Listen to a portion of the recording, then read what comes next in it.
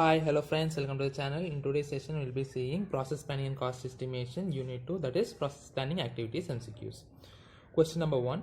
The important parameters to be calculated for each operation during process planning are: option A is given as cutting speed, option B is given as feed rate, option C is given as depth of cut, and option D is given as all the above. What are the important parameters to be calculated for each operation during process planning?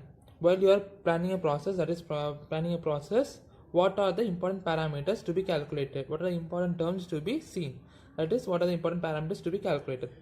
Are option A is given as cutting speed, option B is given as feed rate, option C is given as depth of cut, and option D is given as all the above.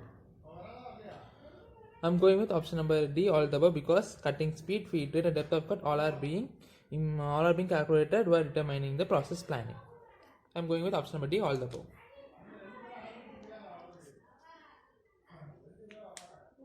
Question number 2. Cutting speed is also called as. Cutting speed is also called as. Option A is given as surface cutting speed. Option B is given as surface speed. Option C is given as both A and B, and option D is given as none of these. The cutting speed is also called as surface cutting speed, and surface is also called as surface speed and also surface cutting speed. So I'm going with option number C, both A and B. Cutting speed is also called as surface speed and surface cutting speed because we're cutting in the surface. Question number 3. The major factors considered for selecting cutting speed are: A. Nature of cut, B. Work type material, option C. Cutting tool material, option D. Cutting fluid applications, option number E. Purpose of machining, option number F. Kinds of machining operation, option number G. Capacity of machining tool, option number H. Cutting condition of machine tool. Option number I is given as all the above. What are the major factors to be considered for selecting cutting speed? Are: nature of cut is determined, work material type, cutting tool material, cutting fluid application. Nature of cut means how we are going to cut. Cutting material, work material type, whether it's cast iron, whether it's aluminum, whether it's stainless steel, whether it is mild steel, all other materials to be considered are also considered while selecting a cutting speed. If there is cutting fluid application, which cutting fluid you are giving, whether it's water, whether it's any oil, that also is taken in account. Purpose of machining, whether you are machining for which purpose, that also to be considered while selecting a cutting speed. Kind of machinery operation, where is giving drilling operation, we are going to a lathe machine, that also factors are to be considered for selecting of cutting speed. Condition of a machine tool, what is the condition of machine tool, whether it's sharp, whether it's blind, that is also taken into account. The capacity of machine tool, how much force it can give, that is also taken into account. So I'm going with option number I, all the above.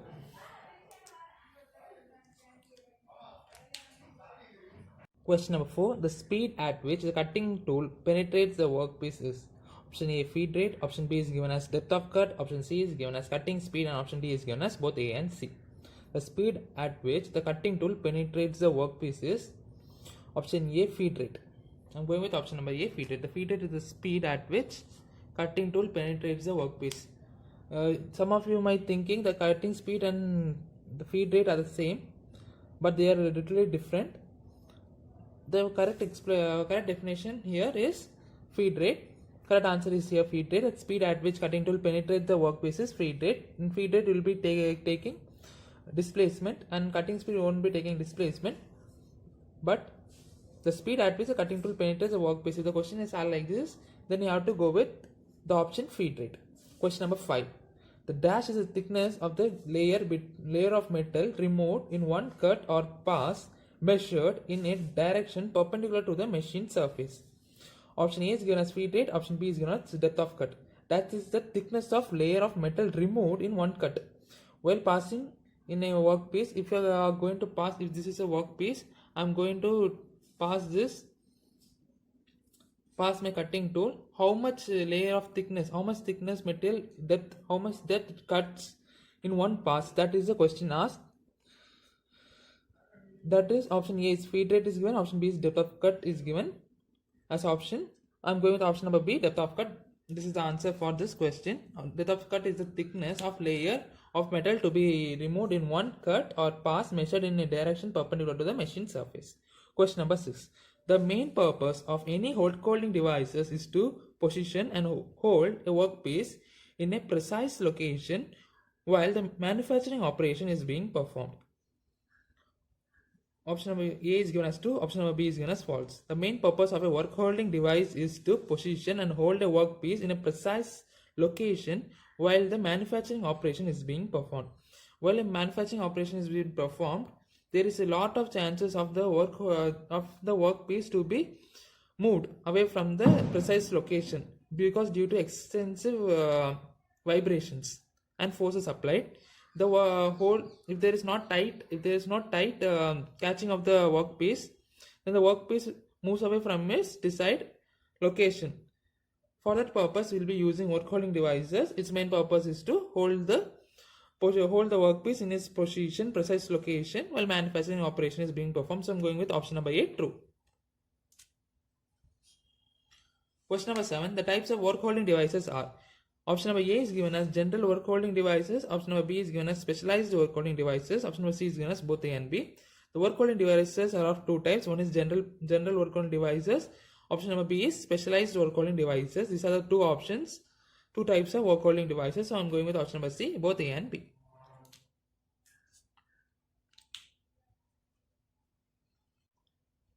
Question number 8. Specialized work holding devices consist of: option number A is given as jigs, option number B fixtures, option number C both A and B. In specialized working devices, specialized work holding devices is of two types, that is jigs and fixtures comes into specialized work holding devices. So I'm going with option number C, both A and B. Fixtures are just for holding of the devices. Jigs provides the direction also to penetrate of that that cutting tool. Jigs are used for holding and for guiding directions, but fixtures is only for use for work holding. Okay, just keep this point in your mind. Question number 9.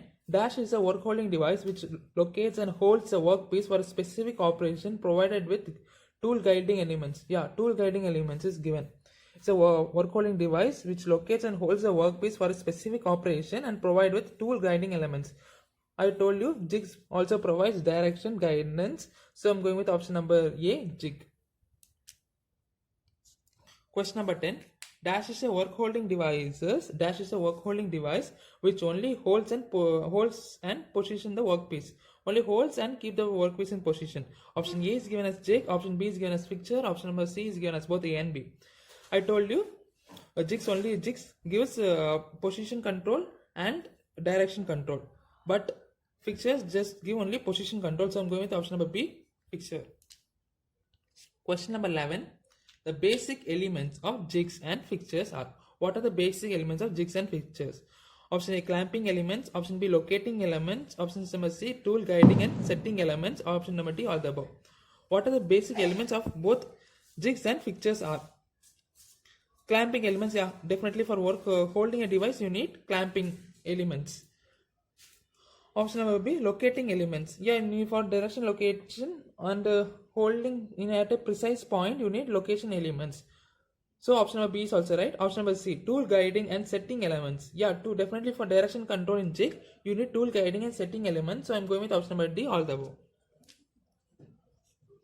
If any property of jig and fixture, if the question is asked the basic elements of jigs and fixtures, then you have to combine both the properties of jigs and fixtures and think. Not only just if you are this is not a property of fixture, so this should not come. Like that you should not think. Both jigs and fixtures properties combined will be thinking, because in jigs and fixtures, in fixture you will not have tool guiding elements, but in jig you have tool guiding elements. So I'm going with option number D, all the above. Okay.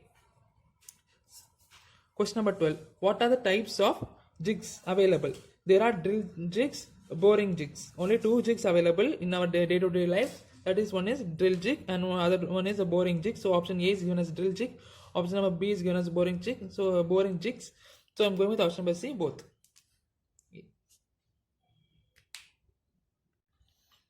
Question number 13. What are the types of fixtures based on constructional type are? Option number A is given as plate fixture. Option number B is given as angle plate fixture. Option number C is given as vice jaw fixtures. Option number D is given as indexing fixtures. Option number E is given as all the above. What are the types of fixtures based on construction types are? What are types of fixtures based on its construction? Plate fixtures, that is that look like a plate. Angle plate fixtures that have an right angle or a 40-degree angle, acute angle, or an obtuse angle. It will be in obtuse angle also. Plate means it will be in 180-degree. Vice jaw means it will be in square shape, I think. Indexing will be of indexing type, holding type. For this all purposes we are using fix, that is plane fixture, angle plate fixture, vice jaw fixture, indexing fixture. So I am going with option by E, all the above. Question number 14. The basic quality strategies are. There are only two quality strategies in process planning. One is detection strategy, other one is prevention strategy. So I am going with option number C, both A and B. There are only two strategies, one is detection strategies and another one is a prevention strategy. So I am going with option number C, both A and B. Question number 15. The types of vibrations are. There are assignable cause of vibration, and second one is the chance causes of vibration. Chances cause. They can be vibration. That is one case. They will be assigned to be vibrated. We are giving bigger force, it will be vibration. Definitely it will be vibration. That is assignable vibration. You are giving a force. For that force, there will be definitely a vibration. That is assignable vibration. Chance causes of vibration. If you are doing, somebody will be due to other machines, there will be vibration in this machine. That is chance causes of vibration. So I am going with both A and B. One type of vibration is caused by your own machine. Other type of vibration is caused by the surroundings. Surrounding machine, surrounding outside the factory there will be some boring purpose or some purpose and will be heavy vibration. In that condition, there is a vibration caused due to the surrounding, that comes under chance causes of vibration. Here, that is random cause.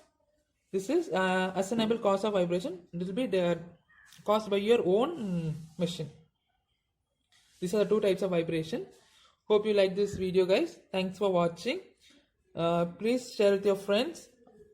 If you like the channel, if you like the video, please subscribe to the channel and like the video and press the like button.